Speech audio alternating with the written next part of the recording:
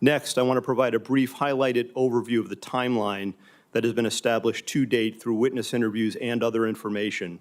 Again, this is our understanding at present and is subject to change and further refinement as more facts are collected. On July 3rd, the rally in Butler, Pennsylvania was announced. On July 6th, the shooter registered to attend the rally and performed a search for, quote, how far was Oswald from Kennedy? On July 7th, the shooter traveled from his home to the Butler Farm Show grounds and remained there for approximately 20 minutes. We assess this shows advanced planning and reconnaissance on his part.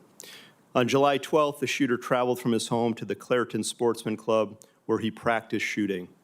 On the morning of July 13th, at approximately 10 a.m., the shooter returned to the Farm Show grounds and remained there for about 70 minutes before returning home again. At approximately 1:30 p.m., while at the residence, the shooter's father gave him a rifle for the purpose, he believed, of going back to the Sportsman Club. About 25 minutes later, the shooter purchased ammunition while en route to the Butler Farm Show grounds. The subject then arrived at the scene and was moving around the Farm Show grounds close to the American Glass Research AGR building, from which he ultimately committed the attack. Shortly thereafter, at approximately 3:51 p.m., the shooter flew a drone approximately 200 yards from the Farm Show grounds for about 11 minutes. The drone and controller were later found in the subject's car.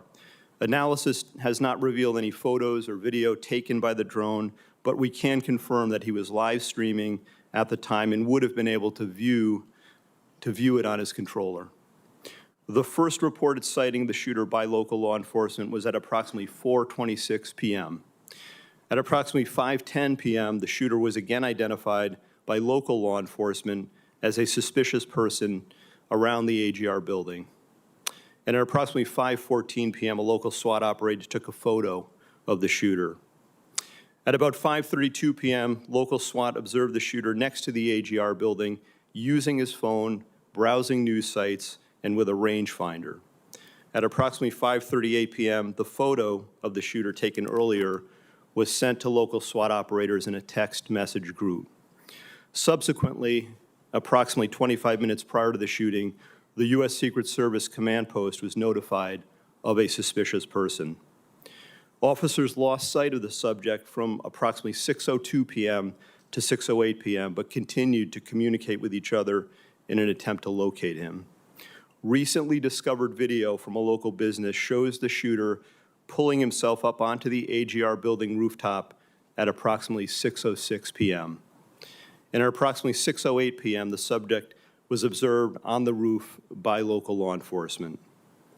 At approximately 6:11 p.m., a local police officer was lifted to the roof by another officer, saw the shooter, and radioed that he was armed with, quote, a long gun. Within approximately the next 30 seconds, the shots were fired.